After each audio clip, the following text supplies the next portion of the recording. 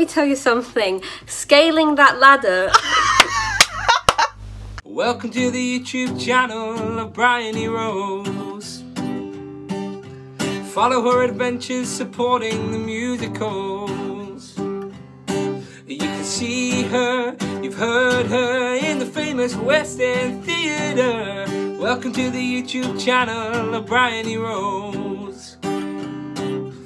Vlogs of people she met at the stage door of Aunt Juliet, in the Daisy queue for ticks to support the Queendom of Six. Welcome to the YouTube channel of Bryony Rose.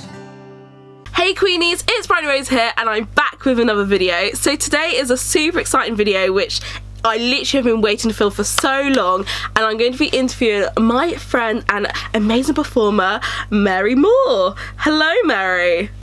Hi, Bryony. I'm very happy to be here on the channel. I've literally been wanting you on this channel for ages, so if anyone doesn't know the backstory of how I know Mary, so obviously you guys know I love Six, and Mary was a what would you call it, front of house at the Arts Theatre, and I don't really know how we first met, but I guess I just kept going to the Arts Theatre all the time and you were there. We just kind of started talking and you were in the background of vlogs. I'm a bit of a chatterbox anyway when I was working at the Arts. So if people come back to the Arts over and over again, which a lot of people do, I'm gonna be like, "Hi, welcome back. It's you again." So there's quite a few fans that I've spoken to, but you know, obviously you're there with your vlog camera, and yeah, I have been in a few vlogs, so it's not my first time on the channel. That is true. You've made a few cameos before that. And I'm in the intro. You are in the intro. You know, when I was choosing clips, I was like, Mary just has to be in the intro. And there's that little clip, I think we're both doing All You Want to Do at stage door. And I was like, I just have to use this. But it's a running joke, I feel sometimes on my comments where everyone's like, oh my god, I can see Mary in the background. But anyway, off topic from Six. We're not talking about Six today. We're talking about the amazing new musical that you are lead rolling in called The Sorcerer's Apprentice, which is also your first lead role since graduated, and I just love to kind of get to know a little bit more about you and your role and how the whole experience was as a whole. So start with the first question. I'd love to know, what is the musical about, The Sorcerer's Apprentice, for anyone who hasn't seen it yet? Okay, so the musical is actually based off of a poem.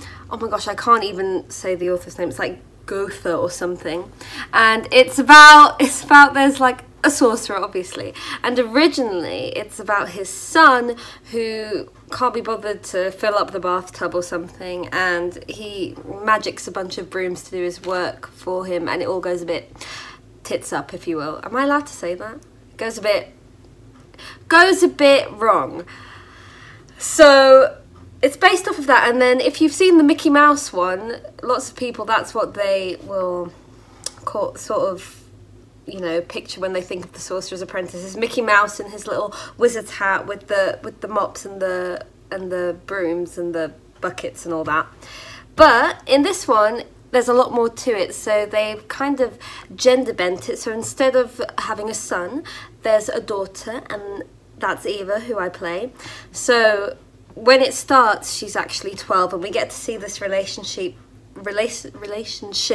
between her father and herself, and there's a whole lot going on. So basically they're magic, and it's because of this aurora in the sky, which is a real thing in real life, the aurora. It's like the northern lights, so they channel that to be magic, and unfortunately there's people who are exploiting the power of the aurora, so it's kind of them learning to work together to overcome these, I want to say bad guys, you know what I mean, these people who are kind of exploiting the aurora in a way they shouldn't be. And it's about Eva finding herself, fixing her relationship with her father, falling in love. There's a lot going on. I don't know if this is a good explanation of it or not, but that's kind of what I think the story is about. Wow. Yeah, totally. Because for me personally, when I saw the stream and I got opening night streaming tickets, I never heard of the Sorcerer's Apprentice. I hadn't seen like any kind of makes before your musical, so it's like completely new. But what I loved about it was how the storytelling was there, and how, for example, your roles, obviously you play someone younger. So I was kind of wondering, like, how did you do that? Did you have to kind of change the way you acted in order to play someone younger, or did it kind of come naturally to you? Well, the thing is with me, I'm always the person who's playing someone younger because I just look younger than I am, and that's the case with a lot of actors. If you look younger, you're probably going to play younger at some point. Now, contrary to popular belief, I was not 16 that long ago, so I just drew upon what I remembered from being a teenager, because I am also, you know, a girl who grew up with just her dad, so I just drew upon my own experiences and just remembered what it's like to be a teenager. And obviously I had a lot of help from my director as well, so it wasn't just me, but it's just a thing that you have to get used to. You have to get used to playing not something that's not necessarily your age, because the thing is with acting, it's always based on what you look like more than what the age you are. So yeah, I just think I just drew upon my own experiences, and you know, when you're playing someone younger, it's just good to remember that you have to bring a certain energy. So you know, it's just like I would like maybe jog on the spot a bit to get like the endorphins going before I would go on for a scene, because I just think it's just about, you know, finding how they are in a space and like just going with it like that, and drawing upon your own experiences as well, because you're never going to be a really old person playing a 16-year-old. So for most people who play young people, it wasn't that long ago, so it's just remembering what it was like and bringing it to the stage or the screen or wherever. So interested. So kind of on the topic of like your character Eva, how would you like summarize Eva in like 3 words if you had to? Okay. So the first word that always comes to mind for Eva is she's feisty. I don't know if you got that from watching the show, but she's definitely a feisty character. I think she is bold, and I think she is also a bit rebellious. Definitely. I'm just gonna leave it at that. You have to watch the show to find out. Oh, that's so great. So obviously talking about like Eva and like having this lead role, like what was your reaction finding out you had actually got this role? Oh my gosh, Bryony, it was hilarious. So I found out, you know, back when it was that little period of time when the restaurants were open for a little bit in like November. So I had been out for lunch and I was in Kensington High Street tube station, and my agent was ringing me, and I had just done a self-tape the day before for something completely different, so I thought she might be ringing me about something I needed to change in my self-tape. And then when she said I got the role, I was like, sorry, what? I was literally like in disbelief, because it had been about 2 weeks since my last call, so I hadn't heard anything, so I just figured, oh, you know, I probably didn't get it, but that's okay. So when she told me, I was in the tube station, I was about to go through the barriers, I blocked everyone because I was like so stressed about picking up this call. I was like crying in the tube station, and then I had to get on the tube after, so I lost all signal, but I wanted to like tell my dad. Oh. But I didn't have any signal, so I just told him when I got home. But yeah, I was crying in a tube station because I was just in disbelief. But I think from what I hear, most actors have that for like their first role. Oh, that's such an amazing story. It was such an exciting moment, because especially when you don't expect it to happen, because it had been so many weeks. I just thought, oh, you know, I got 3 rounds in, that's cool, we'll move forward. But no, it was exciting. Oh, so obviously you mentioned the pandemic when you were talking about that story, so I was kind of wondering, like, what was it like then rehearsing and like then going on to think about performing in a pandemic? So obviously, unfortunately, come like December, we ended up in another lockdown, so what was that like for you? I think the pandemic has been one of the biggest hurdles when it came to putting on this show. That's just because it caused a lot of ups and downs within the process, but it didn't make it impossible, and obviously we did it. It was unfortunate that we never got to perform that to live audiences, of course, but I'm still grateful that obviously we've got the stream on stream.theatre happening now, so that's cool. We had to get tested constantly, and you know, it was wearing masks in rehearsal. It was weird because obviously I've never done that before in a rehearsal room, but I think, you know, if it means we got to do theatre, it was worth it. The hardest part about doing it is that, you know, we had all this uncertainty. There was a point where we thought we might have live audiences, then it was like, oh, maybe we'll just get a shorter run, then it was definitely no audiences, so it was just a lot of uncertainty. But James Seabright, the producer, was just so amazing the whole way through, because he was so, you know, he was so adamant on getting this production out one way or another, so you really have to give it up to him for doing that.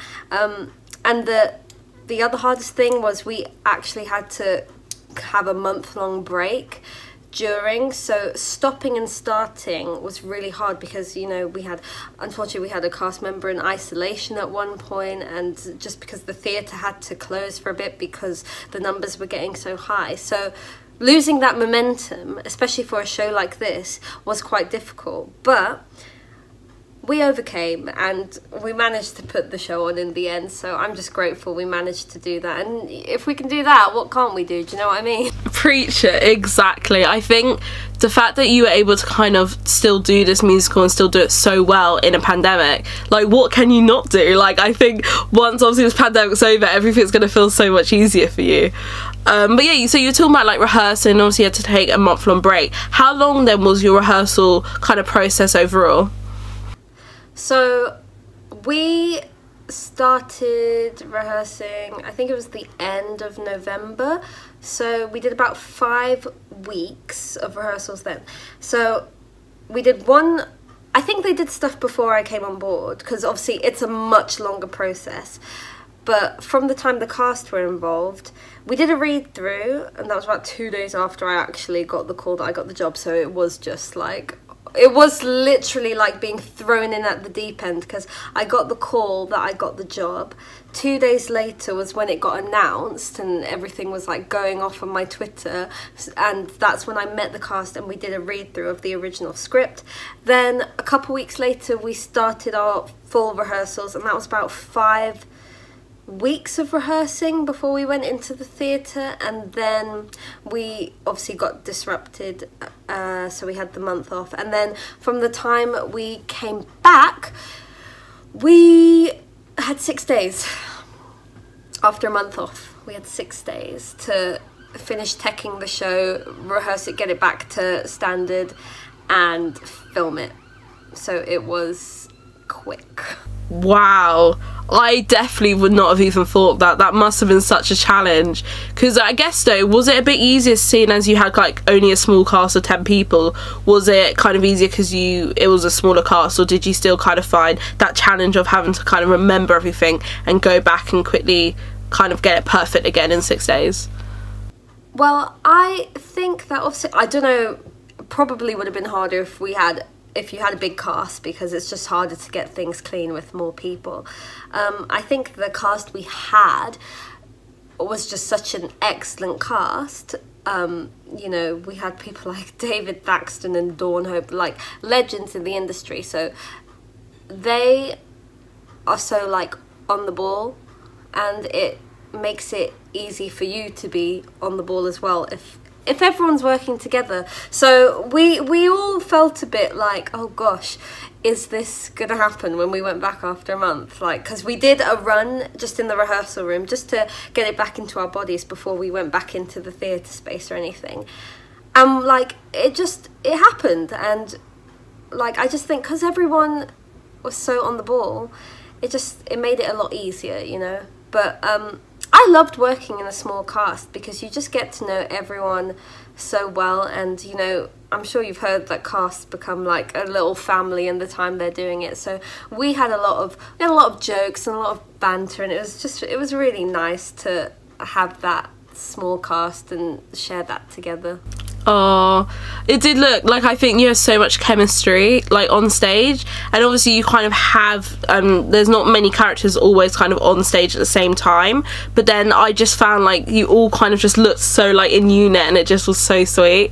So I kind of had a question regarding, obviously, when you were performing originally, you thought you were going to be obviously live, and then it got made going to be as like a film, like a recording. How was that for you? Like, did you have to adapt the way you were performing for the cameras, or was like things changed because of that? That's a good question. So interestingly, we really didn't change much at all, if anything, when it came to, you know, it being a stage show, to us not having an audience. Charlie, our director, was always adamant that this is not a film of The Sorcerer's Apprentice. This is, you know, capturing the stage version. This is capturing a theatre show. We never really changed anything at all. Obviously, when it came to the filming day, there were big fat cameras there, and you know, they're doing close-up shots and stuff, so it was a bit weird to have them there. But in terms of the performance itself, not much changed at all. So what you saw is probably extremely close, if not identical, to what you would have seen in the theatre.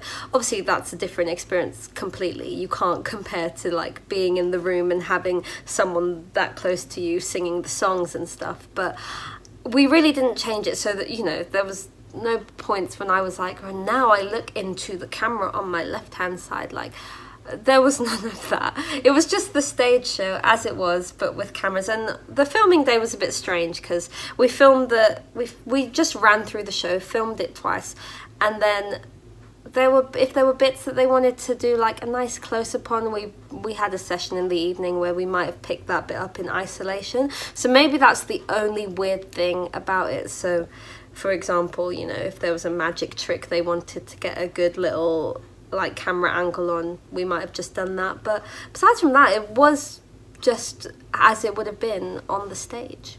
Oh, that's so interesting. So did that mean like you were singing live and that was used, or were there like kind of singing recordings prior to you actually doing the performance? Oh, there were no prior recordings. That was all live. And let me tell you something, scaling that ladder, for those who haven't seen the show, there's a ladder that I have to go up and down to get into Eva's bedroom, and then I sang a massive number after I scaled that ladder. I was like out of breath, especially after a month off. So yeah, it was all live, and you know, I can't even complain because I'm sure you saw the dancers giving it beans during Let There Be Light, and they were all singing their parts live too, whilst giving us double pirouettes and high kicks. So I can't really complain. But yeah, trust me, it was all live. I was gonna say, at the very beginning when you had to climb that ladder and then sing like your first solo, I was like, the amount of like energy and like you have to have just to climb up a ladder and then belt that song out. I was like, the ladder itself, like just the fact you have to climb up it so many times during the show, I was like, she's incredible. Like, oh, I just babes, it's adrenaline. It's adrenaline. Oh, that's so funny. And I'm like scared of ladders as well. I actually have a bit of a fear of ladders. Oh, so when I walked into the theatre and I saw this ladder, I was like, oh god, here we go. Oh my god. But it was fine. So you kind of mentioned previously about how you had to get some like certain camera shots for the magic. So talking about the magic of the show, because obviously the show is kind of based around like magician, magic and sorcerers and stuff. What was it like actually getting to perform magic in the show? So it was so cool. So even on I think it was literally the first week of rehearsals. So when we rehearse, you know, you get a call sheet for kind of what you're doing every day. I think it was about the third day in, and I had a magic lesson. So we had a magic consultant on the show. His name's Scott Penrose. Like, he's unreal. You should see him do these tricks. He can do them much better than I can.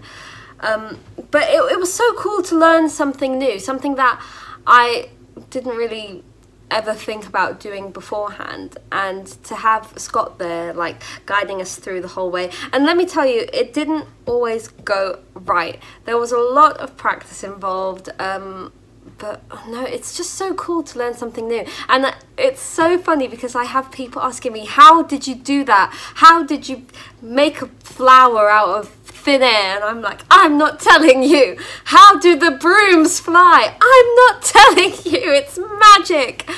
But it's really cool, and it's just something new to learn that, you know, you never thought you would do, but now you've done it. And it's a cool party trick if I ever get to pull something like that out the bag again.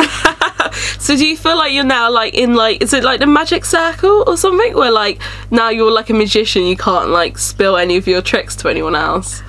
Do you feel... Oh gosh, I don't think I'd be ever good enough to be in the magician circle or whatever it is, but a magician never tells her secrets, and that is one of the lines Eva says in the show, and I think that's true. I will not be revealing any secrets to anyone. Fair enough. But on the topic of like magic, do you have a favourite magic trick from the show? I think my favourite, obviously, I think everyone's favourite trick to watch is the broom. The flying broom visually, which is really cool to do. But I think my favourite trick was just the simple making the rose appear trick that I got to do at the beginning of the second act. I thought that was, it's a really simple trick, but I think it's really effective. And I remember the first time I did it in front of the cast, everyone just went, oh, wow, like how did you do that? Because I learnt it separately in my little magic lesson, so no one had seen me do it.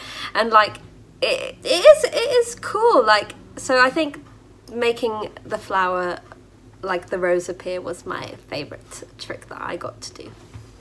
Although that being said, David's flame throwing is kind of cool as well. That is really cool. I just loved, like, obviously you kind of mentioned to me before that there was going to be some magic, and I'm quite a big like Harry Potter fan. I love like magic, and I thought the show did so well capturing the magic. And I think what I loved about it is that it didn't need like huge, like super expensive like pyrotechnics to work. Like, it was very kind of clean, and I just love the way they kind of used like the ensemble when they had like the amazing like glowing, I don't know what you call them. That's such a good little thing they did there with the lights. So they kind of came on every time we did a magic trick, because the lights is obviously what makes the magic work. So I think that was a really clever thing. I think Charlie must have come up with that, our director, and then our lighting designer Clancy is the one who obviously brought it to life. So everyone worked together so well to make it happen, and when they dance with it, it's just magical, isn't it? It is so magical. It just looks incredible. So like there's obviously a lot of props in the show. You've got like the broomsticks. Do you have a favourite prop that you either get to perform with, or that's just in the show? I think I have a few props that, you know, I just love. I love my little teddy bear that I got to have at the start. I actually named him Lloyd after my dad in real life. And I love all the brooms. Although I don't know if you would call the puppets props, but obviously the puppet brooms were cool. And obviously there's a broom that I caught at the end, which is, so basically I'm just saying I like the brooms and I like my teddy bear. I love the way, like, I don't want to kind of give any spoilers for people who haven't seen it yet, but I love the use of the brooms and kind of how they come together in that amazing like face, which we've seen kind of pictures of. I'll put some here. But I actually got quite scared. I mean, I think I'm quite a baby anyway when it comes to things that are scary, but it was quite scary. Like, I did jump a bit because it was quite, I don't know, did you ever kind of find it quite scary when you were performing it, or are you quite used to it because you're so... You mean the big face that, like, yeah, I mean, let's be honest, like, that puppet is amazing, and props to Maya and her team who made that puppet, and obviously props to Vicky, Ryan, Kaylee and Tom, who are the actors who actually handled the puppets. Some of them have never even done puppetry before, and we had a puppetry director, Scarlett, who helped all that come to life. And yeah, when they're like doing it and you're in it, it can be like quite scary because you've got this like monster charging towards you, and obviously we made sure it was always like safe, like nothing was ever going to happen. But I can see how you'd be scared by that, because imagine if that was in real life and like a big face like just appeared made out of brooms and tried to like eat you. I would be scared, so don't worry, you're not a baby on that one. But no, like it's scary, but it's like impressive. Wow. So I kind of wanted to like just kind of take a step back and ask you a little bit about what is your advice for people starting out, because obviously you're a recent graduate of the London School of Musical Theatre. So I was just wondering like what advice you would give to someone who wants to go into the field of performing, especially during something like a pandemic. Well, I think it's really, really important to remember that, you know, it's not a race, and you can't compare yourself to what your peers are doing. So, you know, we had people from my year at London School of Musical Theatre who went straight into Les Mis, for example, straight into Phantom of the Opera. And, you know, there's people who were, like me, I was still auditioning for a while. So I just think it's important to remember that you can't compare yourself, because, you know, if you keep working hard and you keep sight of what it is that you want to do, you're going to get there eventually. And it doesn't mean you're any less good because you've not, you know, been cast in one of these big West End musicals. A lot of people, it takes time to work up to there, and I think that's okay. So as long as you're working hard and you're keeping sight of what it is that you want, then yeah, I think it'll be fine. And obviously we're hoping that this pandemic is over soon, but I think the pandemic has, you know, been okay in the fact that I've gotten to see online so many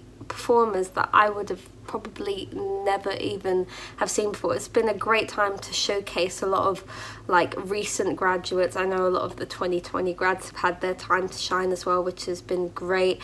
So yeah, I just think like keep working hard, and it's not a race, and don't compare yourself to people around you, and you'll be fine. So I actually asked my Instagram for people to send me questions to ask you, so I thought I'd read out the first one. So Nikki_V234 said, what was your audition process like for the Sorcerer's Apprentice? So the audition process I was really excited for, because it was the first time I'd had an in-person audition in a long time. So the first round, they just sent us material. I just got it through my agent, and I had to sing part of Brand New Me, which is a song from the show, and do a couple of scenes.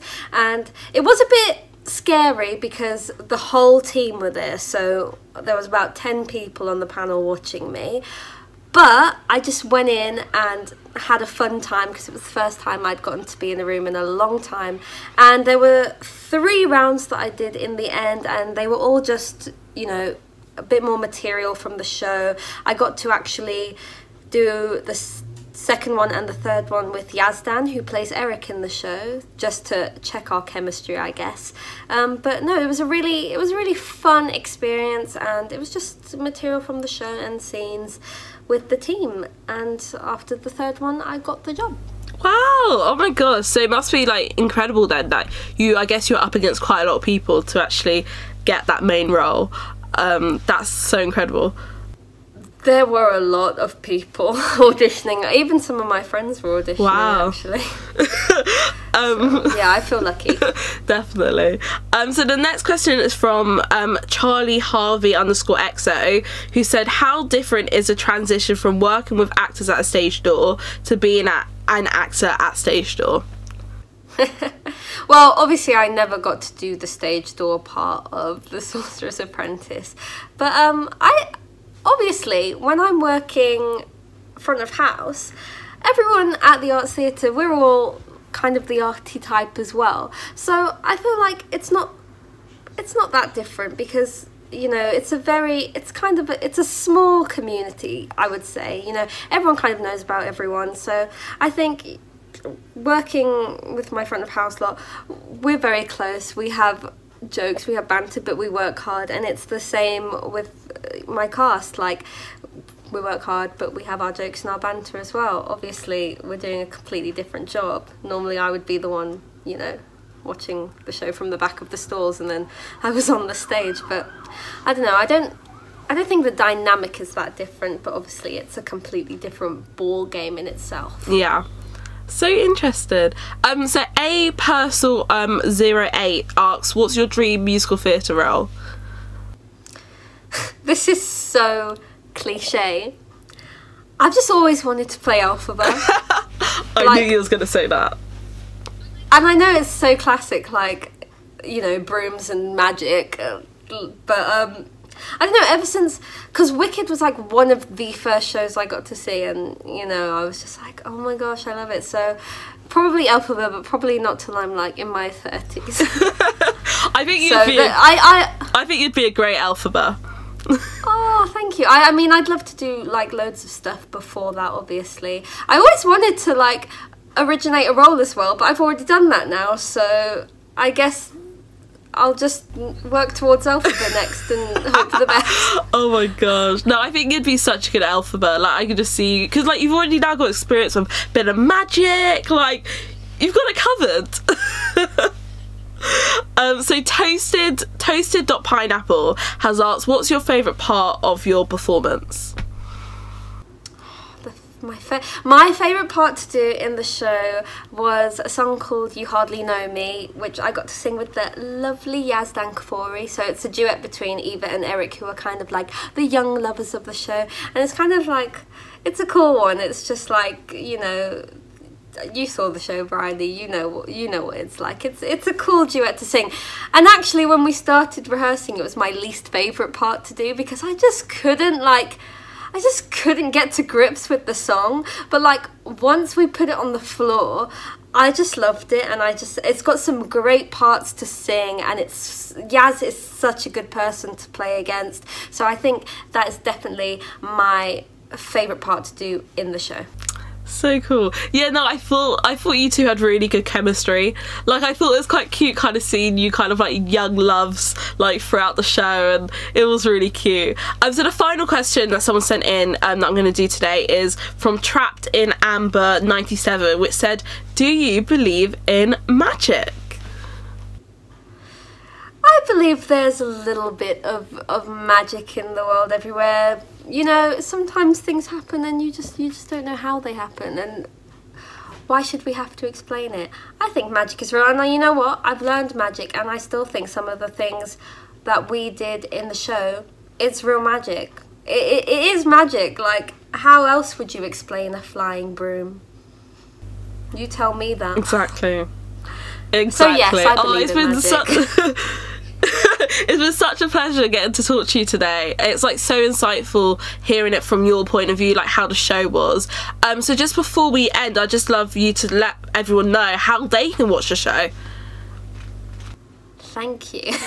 So the show is streaming on stream.theatre until the 14th of March, so there's just under 2 weeks left to watch it. And how can they follow you on your social media? I am on Twitter and Instagram and TikTok at Mary Tyler XO, so that is my name for all socials. So yeah, come follow me. Definitely give her a follow. Her TikTok is incredible, very funny. I do recommend. Oh no, it's been so lovely getting to speak to you today, and I hope you have an incredible day. And I hope I get to see you vlogging at a theatre real soon. I hope I get to see you at a stage door soon. Oh, can you... Either way, I'd be happy to be at the stage door. Whether I'm working front of house or coming off the stage, I'd be happy to be at a stage door. I hope you all enjoyed this video. If you did, please give it a like and subscribe, and I'll catch you for another fun video soon. Bye! Bye! Hey Queenie, you're still here. I think you've dropped your crown. Let me put this back on your head for you.